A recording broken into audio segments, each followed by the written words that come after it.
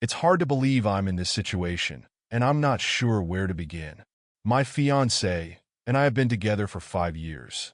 I'm in my early 40s, and she's in her early 30s. We're planning to get married this summer. Up until now, our love has felt as steady and vibrant as it was during those early months of dating. We met at work, different departments, but the same company. Our connection began with a mutual respect that deepened into a strong friendship. Over time, that evolved into the love we share today. We built a relationship based on trust, respect, and shared values, and we've always had a satisfying intimacy. Financially, we're stable, and we both encourage each other to pursue our interests without insecurity or mistrust. But there's one detail I've been hesitant to fully confront. When we first met, she was engaged to someone else. I never crossed the line, never even considered it. But there were moments when her attention felt charged, a flirtation, maybe something unspoken but present. At the time, I brushed it off, convincing myself it was harmless. Fast forward to last September. The pandemic's grip had loosened, and we hosted a small dinner party, just 3 other couples. My fiancée thrives at events like these. She loves planning, assigning seating, and ensuring everything flows smoothly. That night, she seated herself between one of her close friends and the friend's husband. Let's call him Bob. During the dinner, as I moved between the kitchen and dining room, I caught a glimpse that unsettled me. She and Bob appeared to be holding hands under the table. I blinked, shook it off, and when I looked again, the moment had passed. Still, the image stuck in my mind like a splinter. It reminded me of the shock of walking into your home to find it in disarray. At first, your brain insists you're imagining things, even as your gut knows better. From that moment, I couldn't shake the unease. I began noticing subtle shifts. By November, I realized she'd started positioning herself differently when we relaxed together, angling her laptop just enough to obscure my view. It wasn't blatant, but it was a departure from the way we'd always been comfortable seeing each other's screens. Despite these growing doubts, I tried to stay rational. When we discussed inviting Bob and his wife on a vacation we were planning for January, I found myself hesitating. I couldn't justify excluding them without hard evidence, and my fiancée became frustrated with my reluctance. In the end, the trip was canceled due to ongoing restrictions, leaving the issue unresolved. Looking back now, I'm thankful we're not married yet and don't have children. It's a small mercy, but it doesn't alleviate the shame I feel about how much this suspicion has begun to consume me. I'm not proud of the fact that I've even considered measures like hiring a private investigator or planting a recording device in her car. Things that feel like a violation of the trust I'm trying to protect. But at the same time, how do I silence my instincts? The past month has only deepened my concerns. Our intimacy has subtly changed, not drastically, but enough to feel different. Last week, after we were close, I couldn't help but comment, "Something feels different. Have you noticed?" Her reaction was telling. First, she seemed startled. Then she brushed it off, denying anything had changed. By the next day, she dismissed it entirely. "You're imagining things," she said. "Besides, isn't it okay to change things up once in a while?" Her response left me questioning everything, especially that night months ago with Bob. If I hadn't noticed that possible hand-holding, would I still be here, caught between trust and doubt? I probably wouldn't have been as bothered or suspicious if it weren't for the accumulating clues, her answers, her behavior, the unsettling changes in our dynamic. Confronting her directly without evidence isn't my style. I don't want to enter that conversation unprepared or risk misjudging her. It's not entirely that I don't trust her, at least not yet, but my instincts are warning me to tread carefully. My intuition rarely steers me wrong. Still, the practicalities are daunting. Where would I even position a voice-activated recorder without arousing suspicion?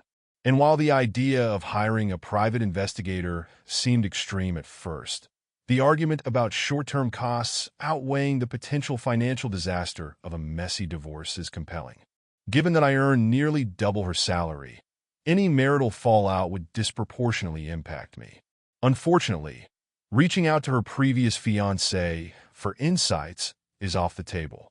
Their breakup was complicated, and for reasons I'll never understand, he unfairly blamed me more than her. He wouldn't offer reliable insights or be a trustworthy source of information. Thankfully, we're still renters for now, with plans to purchase a home later this year. Real estate in our city is astronomical, so we've been taking our time, but the arrangement does make things easier to untangle if the worst is confirmed. We also no longer work at the same place, which should help minimize entanglements. One detail, however, gnaws at me. Her phone has become practically an extension of her hand these past few months. I can't recall the last time I saw it lying unattended, and that thought troubles me more than I'd like to admit. Looking back, it's painfully clear how blind I've been to what that might signify. The next steps, with so many doubts weighing on me, I've decided to take action.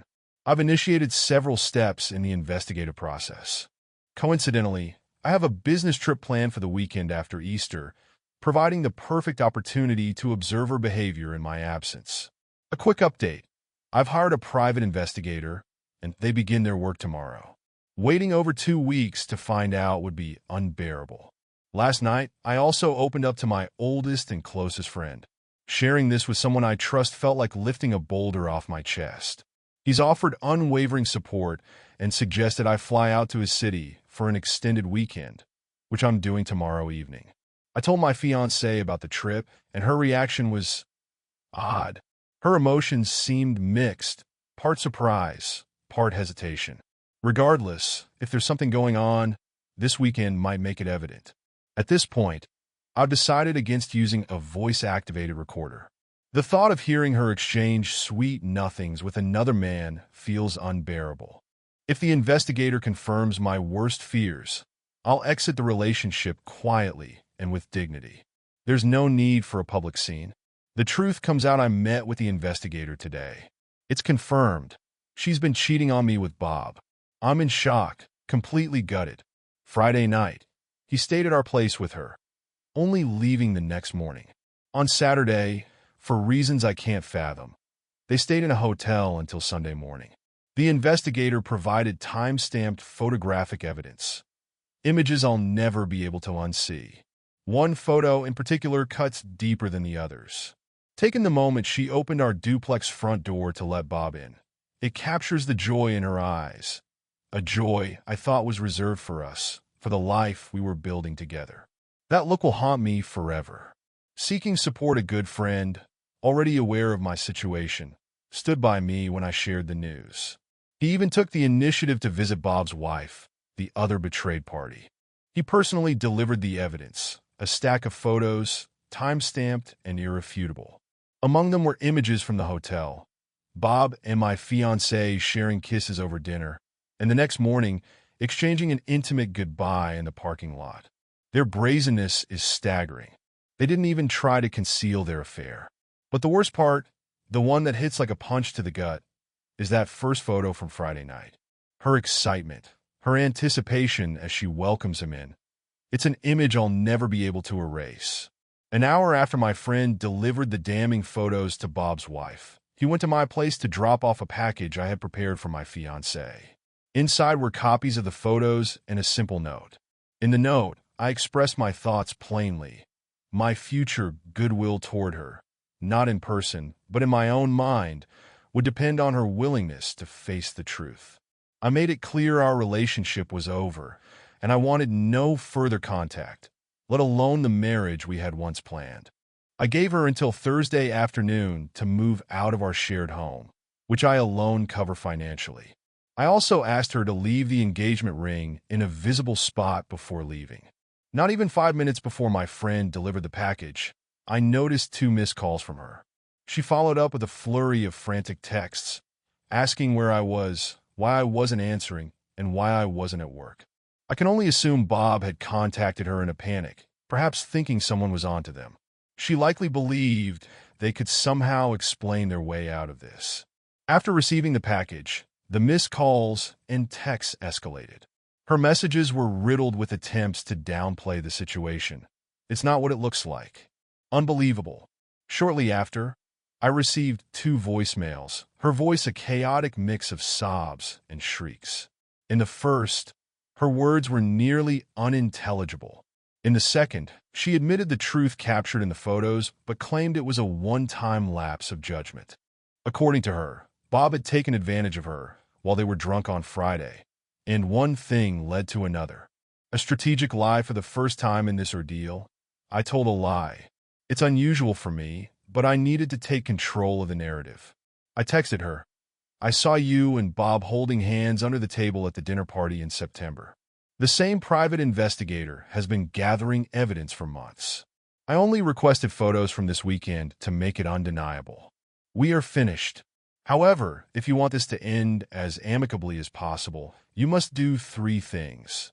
Stop lying, stop taking me for a fool, and tell the whole truth. I don't care about your explanations anymore. This isn't for me. It's for you. If you can't confront why you did this, I guarantee you will repeat this destructive cycle for the rest of your life. So far, she hasn't responded. Finding strength in closure, I'm grateful for the advice I've received here. While some have suggested exposing her to her family or exacting revenge, that's not my style. My strength lies in ending this without dramatics. No in-person confrontation, no reconciliation, no bending to her pleas. My peace of mind comes from knowing I've stayed true to myself while setting clear boundaries. Despite my efforts to remain composed, I admit a petty thought has crossed my mind. Why Bob? He's younger, yes, but he's also less intelligent, less emotionally sensitive, qualities I believe she valued in me. Physically, I've often been compared to a certain British actor from romantic comedies, while Bob, despite his gym-built frame, resembles a bulldog. Superficial? Maybe, but it's a question I can't shake. The fallout Monday night brought an expected disruption. My ex-fiancé figured out where I was staying and came to my friend's house, insisting he let her in. He refused, even physically blocking her from entering. Her desperation spilled over into texts and tearful voicemails, begging for a second chance. She repeated her claim that this past weekend was the only physical encounter and admitted that their emotional affair had started in July of the previous year. By Tuesday afternoon, her approach shifted. The affectionate text stopped, replaced by messages dripping with anger and resentment. It's a pattern I recognize.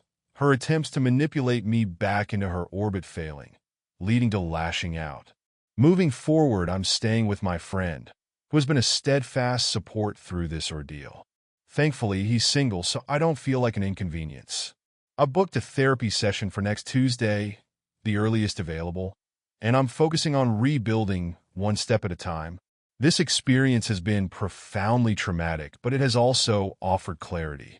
For the first time in weeks, I'm beginning to feel like I'm not losing my sanity.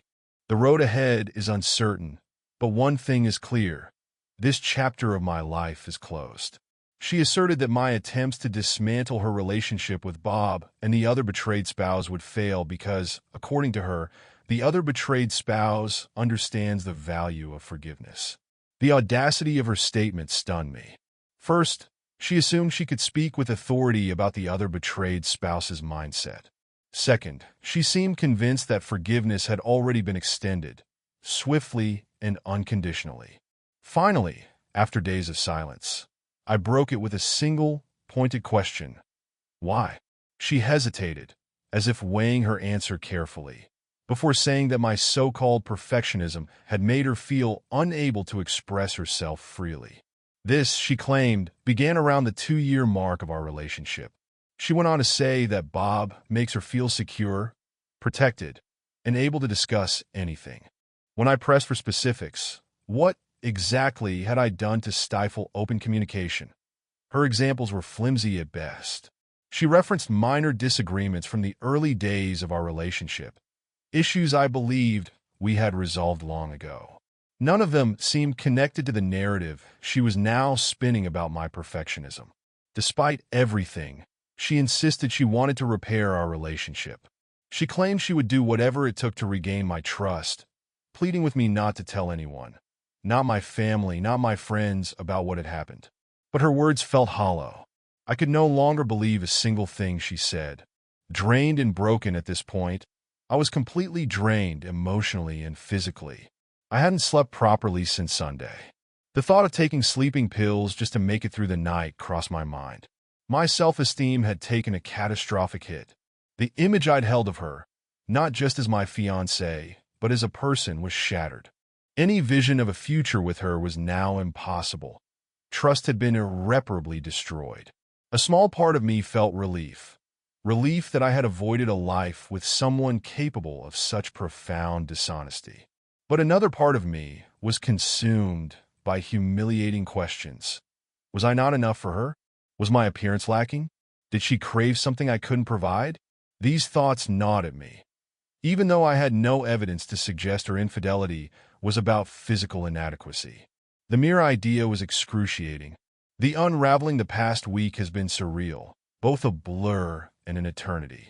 On Wednesday night, she called, adamantly declaring she wouldn't move out under any circumstances. I responded bluntly, telling her that if she refused, I'd share the incriminating photos with her family. Harsh words followed, leaving me sleepless once again. By Thursday morning, her tone had shifted. She sent a sweet, apologetic text, promising to pack her things and spend the weekend at a friend's place. She begged me not to disclose the truth to anyone, clinging to the hope of reconciliation. When I challenged her, asking why I shouldn't reveal the real reason for our canceled wedding, she argued that doing so would destroy any chance of us repairing the relationship. That evening, I returned to our place. It was an eerie, gut-wrenching experience. Most of her belongings were gone, but she'd left behind the engagement ring. It felt like the aftermath of a robbery. Only this time, the stolen goods were intangible: trust, love, and my sense of security. Revelation: something compelled me to reach out to her ex-fiancé. I found him easily on Facebook and messaged him, asking if he'd be willing to talk. To my surprise, he called within 45 minutes. Our conversation was brief, but enlightening. He revealed that their engagement had ended due to her repeated infidelity. He invited me to dinner the following evening, and as I drove the 3+ hours to his town, I reflected on the whirlwind of the past few days. Learning that she had cheated on him, too, filled me with a chaotic mix of emotions: anger, relief, sadness, embarrassment, and confusion. A call to the betrayed spouse on the drive. I mustered the courage to call Bob's wife, the other betrayed spouse. I didn't expect her to answer, but she did. What followed was a tearful and heartbreaking conversation. She revealed that her husband had cheated on her multiple times before their wedding, and even while she was 6 months pregnant with their second child. Despite all this, she had chosen to stay, framing my fiancé as the aggressor and her husband as the victim of a predatory woman. Even more shocking was her admission that many people had known about my fiancé's past infidelity with her ex-fiancé. They had chosen to keep it from me, supposedly to spare my feelings. I inquired about Bob's wife's plans, and she revealed that she intended to stay with him. She explained that Bob had expressed a willingness to do whatever it took to rebuild their marriage, counseling, full transparency, and more. Despite everything, she seemed determined to give him another chance. What struck me most was how casually she mentioned that they were planning to start fresh after Easter weekend. She noted that Bob had an unexpected business trip over the weekend, leaving Friday and returning Monday. The fog of deception from my wayward fiancé was finally lifting, and my instincts sharpened. This revelation set off alarm bells. I immediately contacted my private investigator, who had initially advised me to keep him on retainer for a bit longer. He explained that it's common for exposed individuals like Bob to continue their affairs, but with heightened caution. I authorized him to proceed with further surveillance. Dinner with the ex-fiancé. I met my fiancé's ex at a steakhouse that evening. The first 30 minutes were heavy with unspoken emotions.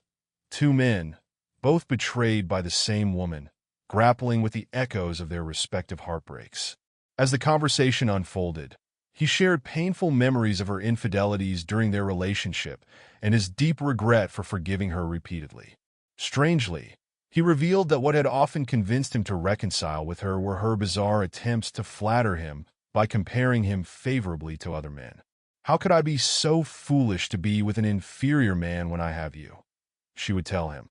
I could sense the swirl of emotions in him as he listened to my story: anger, sorrow, and perhaps a measure of relief. On some level, he seemed glad to have confirmation that her betrayals weren't about him or his failings. It wasn't schadenfreude, it was closure. I understood, and his response gave me a sense of solidarity. Saturday's shock the next day, I woke to find a venomous message in our private Facebook group for the wedding party. The group, which included groomsmen, bridesmaids, and our immediate families, had been a space for coordinating wedding details. My fiancée had posted an announcement stating that the wedding was off. She claimed that despite our efforts to work through emotional challenges in recent years, I had failed to overcome my negative patterns. Her words were a thinly veiled attempt to shift the blame onto me, painting herself as the victim. I was stunned, but in hindsight, not entirely surprised. Many had warned me that she might try to rewrite the narrative. I stayed silent, refraining from responding or addressing her post directly. My family was already aware of the truth, and I saw no value in engaging with her lies. What puzzled me most was her sudden shift from Thursday morning's conciliatory text to this public smear campaign. Had the allure of her relationship with Bob grown so intoxicating that she felt emboldened to burn every bridge? Or was she simply attempting to protect herself from scrutiny, fully aware that I would never speak to her again? Her actions defied logic. If she truly despised me, why not keep me as a safety net while enjoying the secrecy of her affair? The sheer audacity of it all was both astonishing and deeply unsettling. More evidence adding insult to injury, I later learned that my fiancé and Bob had checked into a luxurious spa about 90 minutes from town on Friday night. The investigator's report included numerous photos, the two of them dining at a romantic restaurant, sitting close and laughing like a couple deeply in love. The imagery was damning, more proof of their complete disregard for discretion or the lives they were tearing apart. Taking control by Monday afternoon, armed with photographic evidence from 2 affair-filled weekends, I decided it was time to set the record straight. I selected 6 of the most irrefutable photos and posted them in the same Facebook wedding group. Alongside the images, I apologized for my delay in responding to my fiancé's Saturday message. I explained that I had been meeting with her ex-fiancé and was disheartened, but not surprised, to learn that she had a history of similar behavior. I asked the group to reflect honestly on whether I had ever exhibited any of the negative patterns she had alluded to in her post. I also inquired if she had ever mentioned dissatisfaction or concerns about our relationship before the affair was exposed. My goal wasn't to seek validation, but to shed light on the deceitful narrative she had tried to spin. I posed a few pointed questions to the wedding group. Had I ever been emotionally offensive? Did I ever display the negative patterns she accused me of? I believed honest answers to these questions, combined with the damning photos, would reveal the truth for what it was. The responses I received were overwhelmingly supportive, with heartfelt messages from the groomsmen and, notably, the bridesmaids, whose encouragement provided an unexpected boost during this tumultuous time. Her father also reached out, inviting me for coffee. He's always held me in high regard, and our bond had grown close over the years. Yet, I'm unsure if I want to meet him. As much as I appreciate his concern, I fear revisiting the pain might do more harm than good. Still, I haven't ruled it out. Liberation and loss while breaking free from this toxic relationship has brought some relief. I am shattered beyond belief. My ability to observe and understand someone I lived with for 5 years has been profoundly shaken. The betrayal feels like an indictment of my own judgment, and I worry about the damage this experience will inflict on my future relationships. Yes, I am free, but I doubt I will ever fully trust again. The facade of beauty, I want to address something many have asked about, but I haven't mentioned before. My ex-fiancée is stunningly beautiful, often compared to Blake Lively. I hope it's acceptable to reference celebrities for context. This isn't about wanting her back. It's simply a fact of her life. She's the kind of person who turns heads wherever she goes. Her ex-fiancé shared that part of what kept him taking her back, despite her infidelity, was her beauty. He admitted he felt he would do anything to keep such a stunning woman in his life. In hindsight, I wonder if my own blindness stemmed from believing that the person inside matched the beauty on the surface. Since discovering her betrayal, my perspective has shifted dramatically. But what continues to baffle me is the brazen openness of her actions after being caught. Both she and Bob carried on their affair as if D-Day meant nothing. I had foolishly held out hope that the private investigator might find nothing on that second weekend, but the photos shattered that illusion. Taking control of the additional evidence forced me to confront reality head-on. I gave her opportunities to confess to her family and our wedding party on her own terms, but when it became clear she wouldn't take responsibility, I felt no choice but to speak up. Posting the truth in the group wasn't a game or an act of revenge. It was about ensuring my side of the story was heard. A moment to reflect. I'm currently out of town on a business trip, and for the first time in weeks, I feel like I can breathe. Alone in my hotel room, I've had time to process everything. On Wednesday, I contacted the other betrayed spouse, hoping to meet with her. She declined, saying she didn't want to endure more pain.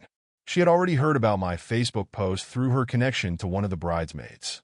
I expressed concern about the harm her husband continued to cause her and suggested that seeing the photos might empower her.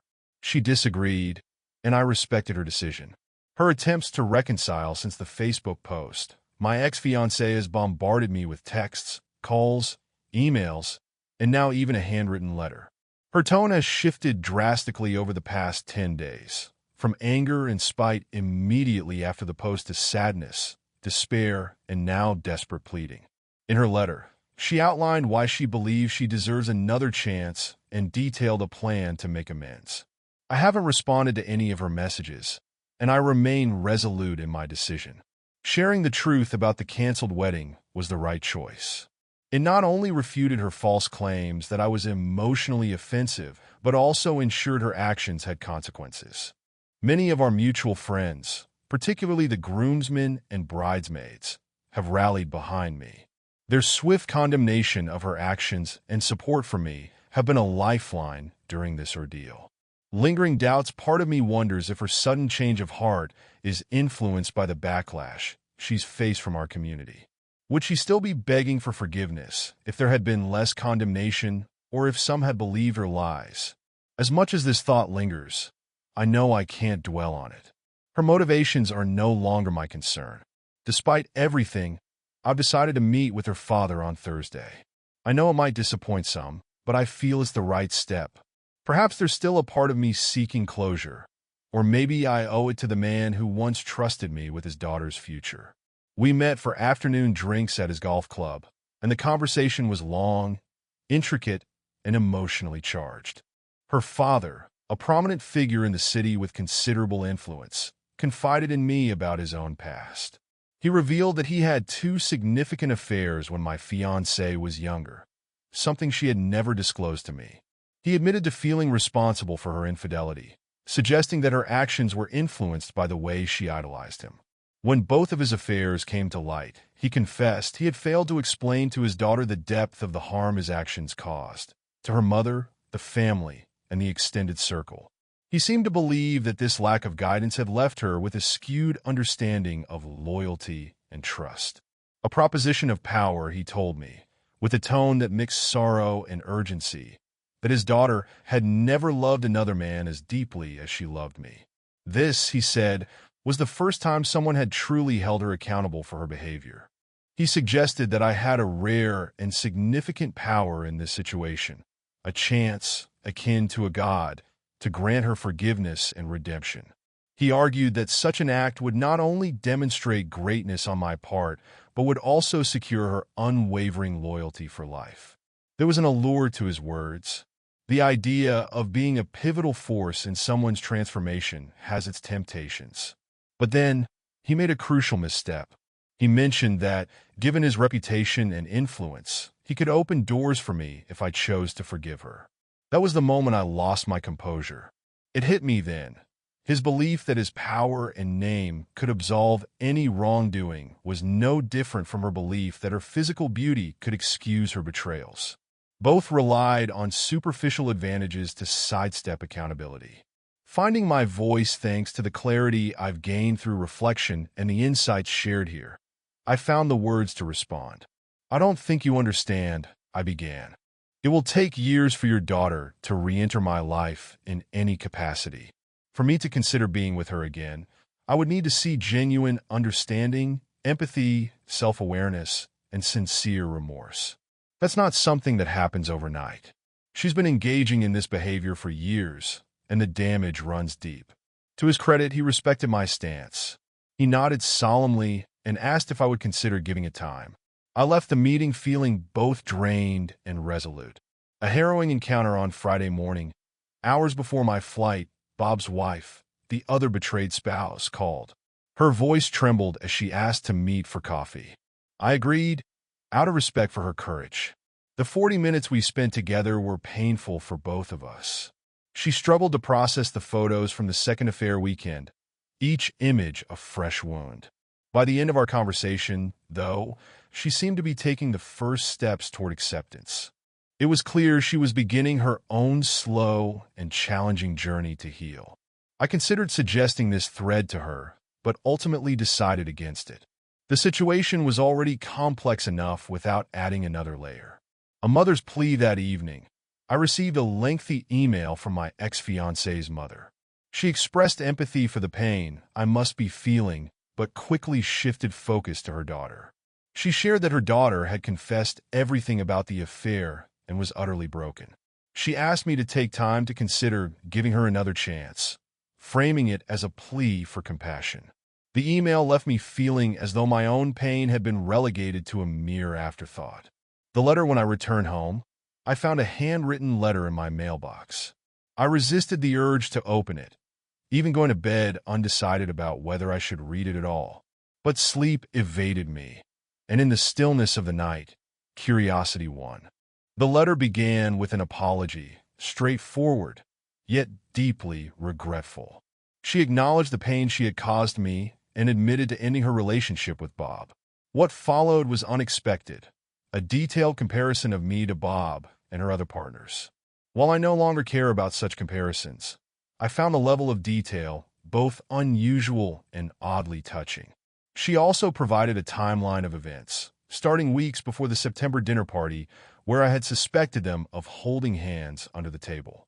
She claimed that Bob had called her to discuss his marital issues and sought her insights over coffee.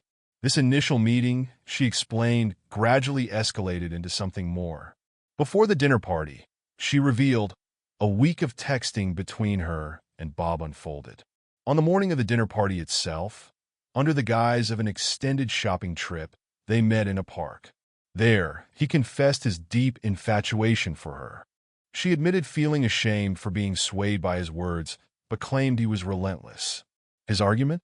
If she felt even a fraction of what he did for her, she owed it to herself to scratch that itch before committing to marriage. She insisted she declined his proposition firmly, but later that evening, during the dinner party, he initiated physical contact by playing footsie with her under the table. She described it as unlucky that I glanced back just as he touched her. A timeline of betrayal, their first kiss, she confessed, occurred in late October, unbelievably, during a visit to Bob and his wife's home for drinks and dinner while I was away. While the other betrayed spouse had stepped away to put their children to bed, he kissed her passionately. She admitted it was wrong, but described the act as thrilling. Throughout November, he pressured her heavily to convince me to invite him and his wife on our January vacation. Their text exchanges during November and December, she said, revolved around scenarios for carrying on their affair right under my nose.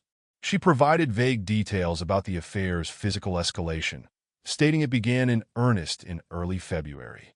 They met in my home as often as they could manage, and she claimed Bob's ultimate thrill was humiliating me in my own space. Twisted rationalizations. Perhaps the most disturbing part of her letter was her attempt to rationalize her actions. She suggested that infidelity might run in her family or be in her DNA, but she argued that I was the perfect man, the one who could help her overcome these tendencies. Her logic was warped. By having this affair, she claimed, she could confront and cleanse herself of her demons, preparing for a committed life with me. She even admitted that part of the appeal was her aversion to Bob, a man who simultaneously made her feel safe and desired to humiliate me. She believed her self-disgust for choosing him would help her overcome her last temptation to cheat. Promises and apologies in the letter. She wrote that she had moved in with her parents indefinitely and intended to undergo therapy for the first time in her life. She promised to write me monthly updates on her progress and professed her desire to win me back, on my terms. She admitted my decision to cut her off had made her realize how much she truly loved and wanted me, and she claimed she was devastated by her actions. As for her earlier public comments about me being emotionally offensive, she issued a half apology. She recalibrated her remarks, suggesting instead that I hold myself and others to impossibly high standards. While she admired my integrity, she described it as suffocating, urging me to reflect on this. Emotional exhaustion after reading the letter. I felt emotionally drained. I wasn't even sure which emotions were left or available to me. Her twisted reasoning and partial apologies left me conflicted. Was I too demanding in my standards? Should I be more forgiving of flaws, both hers and my own? Even now, I can't deny there are aspects of her that still pull at me, but I remain resolute. I will maintain no contact. Practicalities and closure. The other betrayed spouse reached out again, requesting another coffee meeting. She said our first conversation had helped her, and she hoped for a similar outcome this time. Meanwhile, my own challenge lay in retrieving the engagement ring while adhering to my no-contact boundary with my ex-fiancée. Late Tuesday night, I emailed her father, expressing my appreciation for her letter but explaining that by not returning the ring, she was disregarding the boundaries I had set. His response came early the next morning. He agreed with me and invited me to lunch at an exclusive restaurant, promising to address the matter. A family of contradictions. During the first half of our lunch, we avoided the elephant in the room. We talked about everything but the ring, skirting around the issue like tiptoeing over a 700-ton iceberg. Finally, as we moved into the latter part of the meal, he produced the engagement ring and returned it to me. He handed the ring back to me, but not without some theatrics. He once again blamed himself for his daughter's issues, citing her mental health as being under great threat from the shock of being denied something she wanted, namely me for the first time in her life. While I understood his perspective, his words carried an undertone of manipulation, as though trying to guilt me into reconciliation. The conversation took a sour turn near the end of the meal. I leaned back in my chair, studying him silently for about 10 to 15 seconds. The pause clearly made him uncomfortable. Then I said, "Let me tell you something.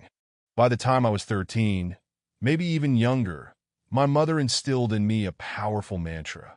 Take responsibility for your actions." I continued, "When I was a kid, I was great at finding ways to shift blame for my mistakes onto others or invent excuses. But my mother taught me that it's liberating to own up to your wrongs. It's empowering." His expression wavered between anger and embarrassment as a tense silence stretched between us. I gently slid a photocopy of his daughter's letter across the table. "I'm sure you haven't read this in full," I said. He didn't even glance at it. Instead, he crumpled the paper and shoved it back toward me, his tone turning sinister. "If you can't accept my daughter's truths at face value, then there's no hope for reconciliation between you two. And frankly, I don't appreciate the way you've spoken to me this afternoon. I thought you had more class than this, but I'll chalk it up to grief. You need to do the right thing here." I stared at him, stunned into silence. After a pause, I asked, "And what exactly is that?" He held my gaze for a few seconds before standing, walking to the front to pay the bill, and leaving without another word. That man could have been my future father-in-law, but in reality, it was another layer of dysfunction I was glad to avoid. A cathartic coffee meeting later that day, I met with the other betrayed spouse for coffee. It was a tough conversation, as I shared the content of my ex-fiancée's letter, not the letter itself, for various reasons I'm comfortable with. She, in turn, shared Bob's version of events, which was astonishingly similar to my ex's letter, but with a key difference. In his narrative, she was the aggressor, and he the victim.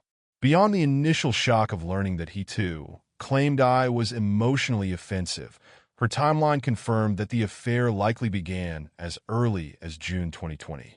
Bob admitted to certain events during that period, framing my ex as the primary agent of temptation in every instance.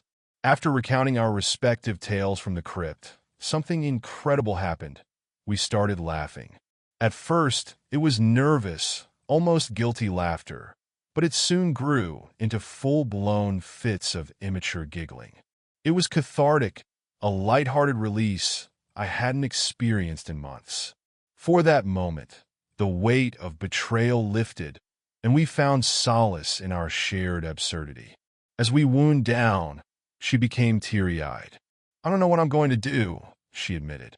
But she recognized that Bob, like my ex, was deeply troubled and that she needed to find a way to extricate herself from him. A sudden wave of sadness despite the empowering experiences of the past 48 hours.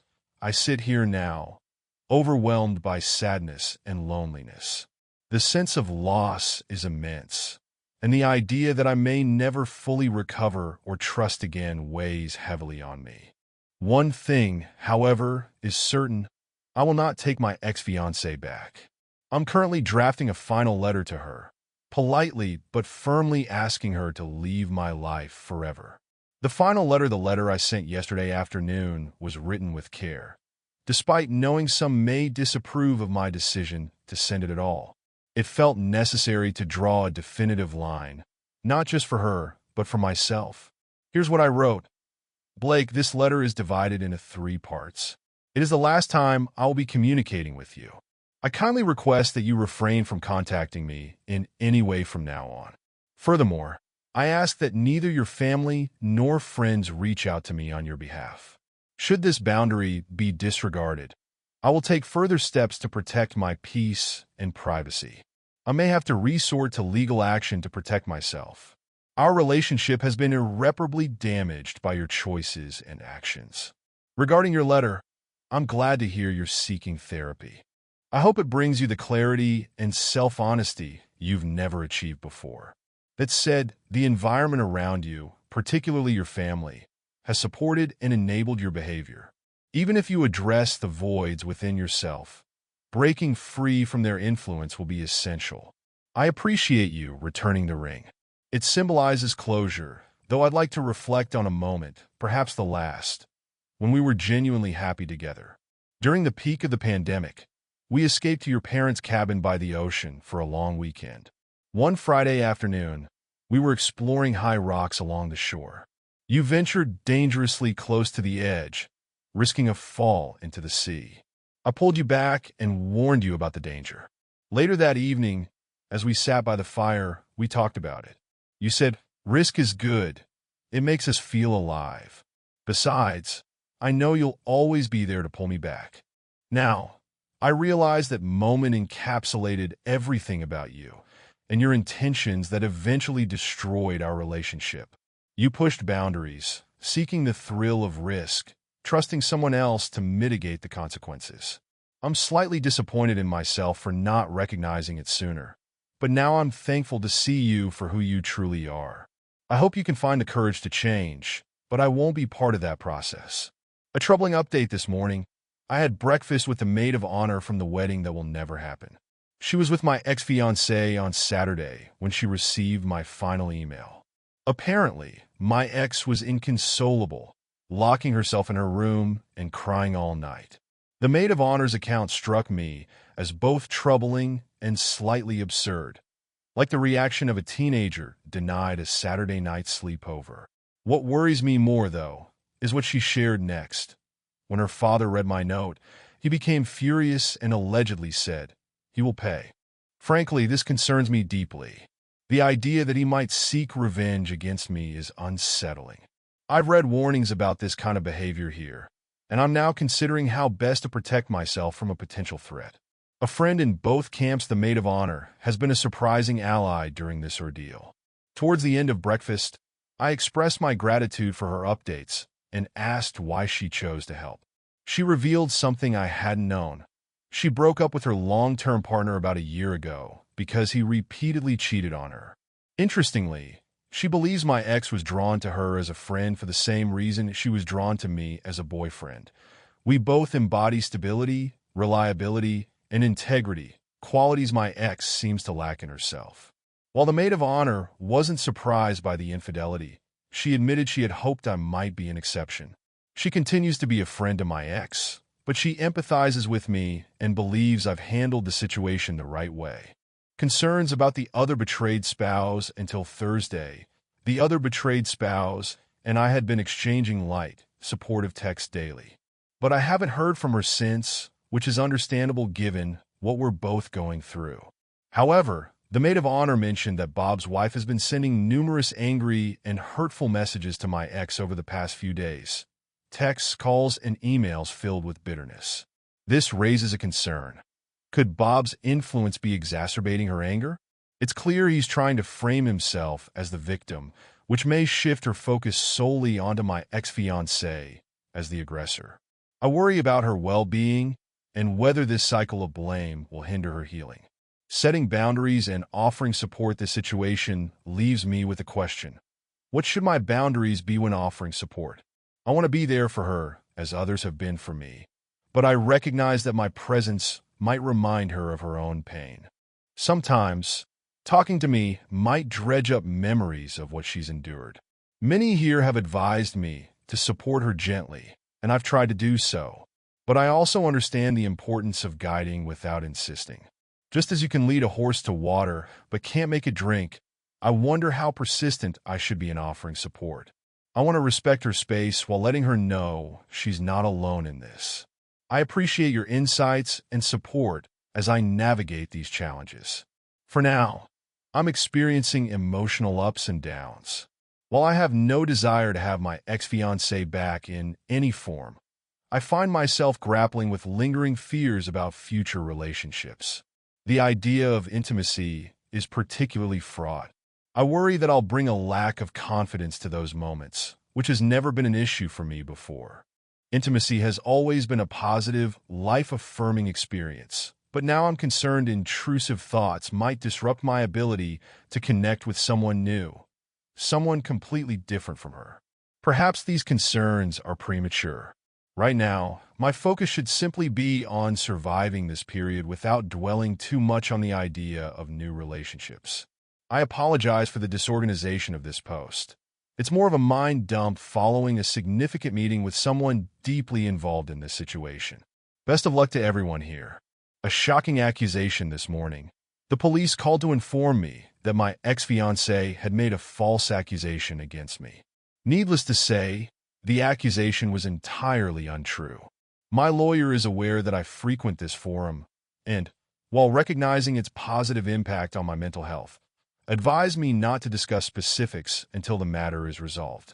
The distress this has caused is difficult to put into words. Resolution and reflection, it's been an exhausting month.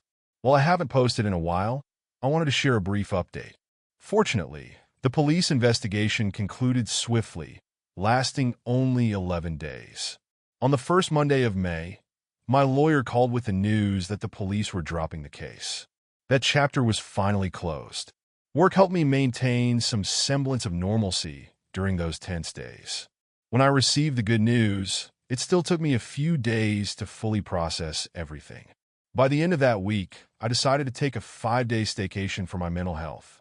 On May 7th, the first evening of my break, I was enjoying a backyard barbecue, sipping wine, and relishing the calm when my ex-fiancée unexpectedly appeared.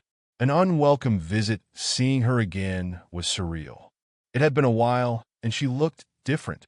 Or perhaps it was my perception of her that had changed. She apologized for essentially trespassing, but insisted on speaking to me in person. At first, I felt a surge of anger. The context of her infidelity, her betrayal, and the damage she had caused was inescapable. Adding to my frustration was her provocative appearance.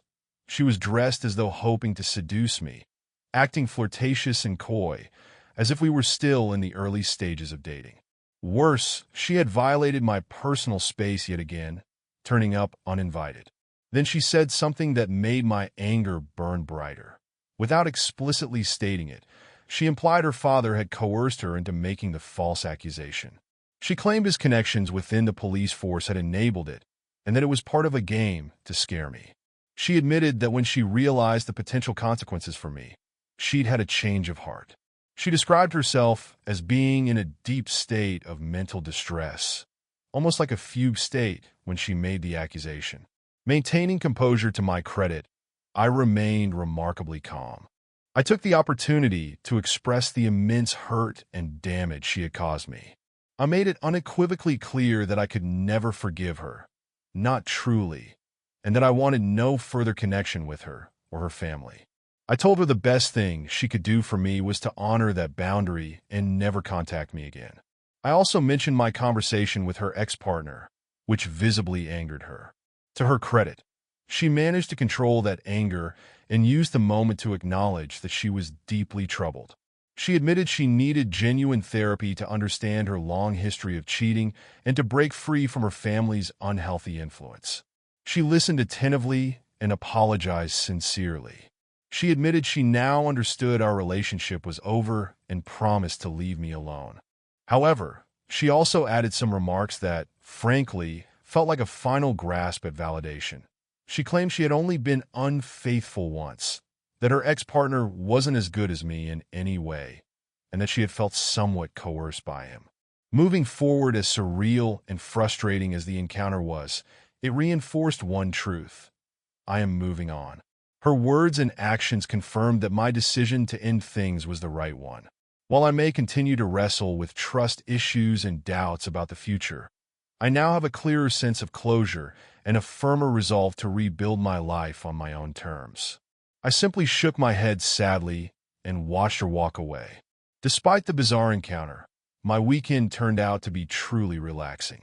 Strangely, the confrontation felt liberating in many ways, as though it closed a lingering chapter of this ordeal.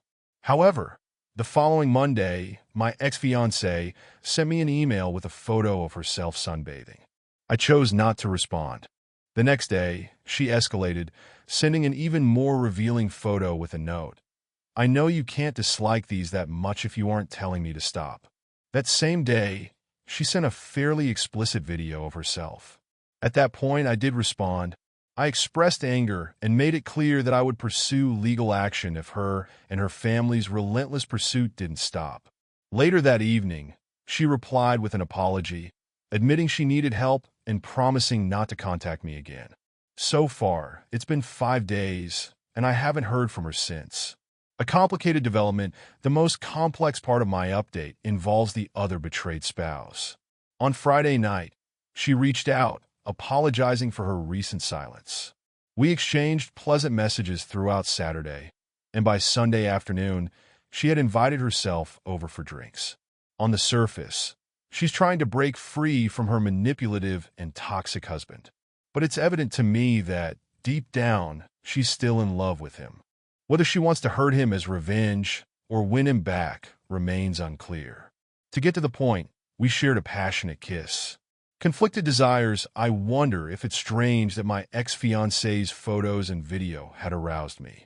My desire had all but disappeared during this ordeal, but the odd combination of feeling like my ex was truly out of my life and appreciating her photos awakened something dormant in me. As for the other betrayed spouse, the temptation was strong.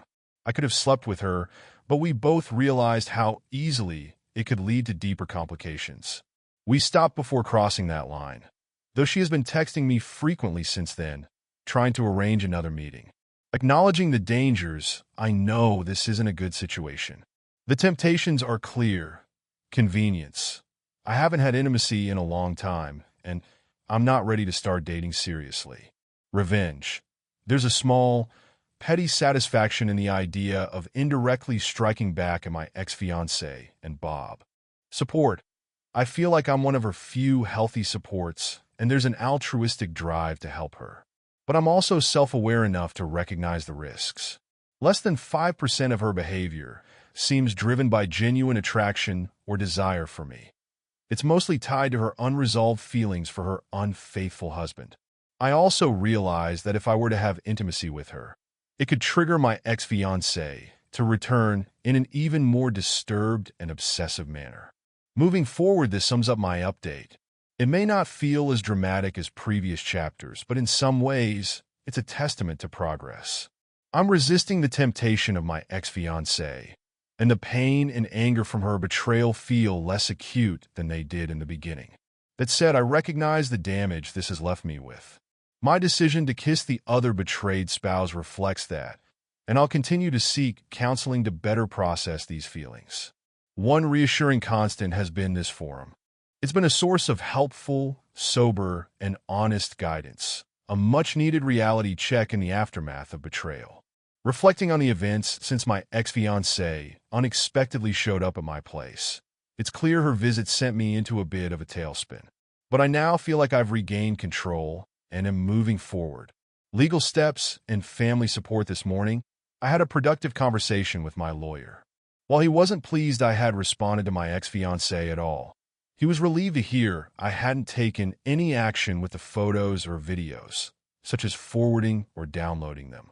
Some have suggested I delete those emails, but my lawyer strongly disagrees.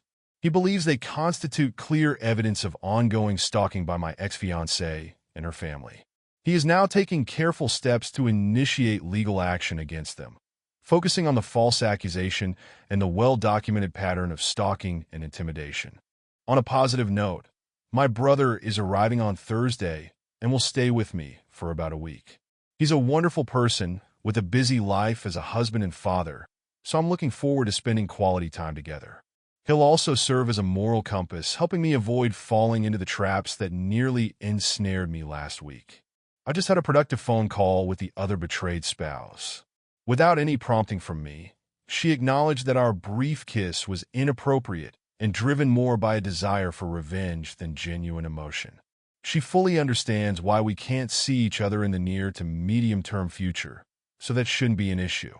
However, she expressed a desire for me to serve as an informal counselor for her over the phone. While I empathize with her struggles, I gently but firmly explained why I couldn't take on that role. I emphasized 3 key points. It's unhealthy for me to act as her quasi-therapist, given my own emotional recovery process. I need to distance myself from all individuals involved in this ordeal to move forward.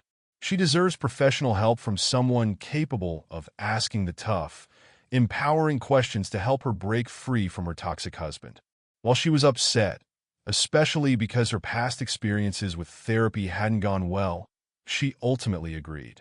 I believe she will respect my request for no contact for the next several months, as she understands the precarious legal situation I've faced and doesn't want to jeopardize my safety. Empowered by progress. On a more positive note, I recently learned a fortunate piece of information. My observant neighbor informed me they had seen my ex-fiancée sneaking into my side gate that Friday night. They are willing to provide a statement, and my lawyer believes this could be a valuable card to hold in reserve, potentially constituting trespass if needed. Taking proactive steps to protect myself against my ex-fiancée and her family has been empowering. For so long, I felt like a victim, trapped, reactive, and vulnerable. My ultimate goal isn't justice or compensation, but simply to have her and her father leave me in peace. Reflections on healing. Reflecting on the past week, I've come to realize the profound damage this ordeal has caused. Since discovering the infidelity, I've been focused on taking action, most of it positive and productive, but I now see that I may not have fully begun the grieving process. The betrayal and upheaval have left deep scars. Part of me yearns for the companionship of a good woman, but I understand that pursuing a relationship now would be unfair and selfish. My emotional baggage is still fresh, and I need time to heal before involving someone else in my life. That said, I do feel a sense of loneliness, and I hope my brother's visit will help alleviate some of that. He arrives in a few days, and I'm looking forward to reconnecting with him. His presence will not only provide much-needed distraction, but also serve as a moral compass as I navigate the next steps. This marks the beginning of a more introspective chapter in my recovery. While the road ahead feels daunting, I'm determined to face it with honesty and a commitment to rebuilding myself. Thank you to everyone who has offered their support, encouragement, and guidance. It's made a world of difference.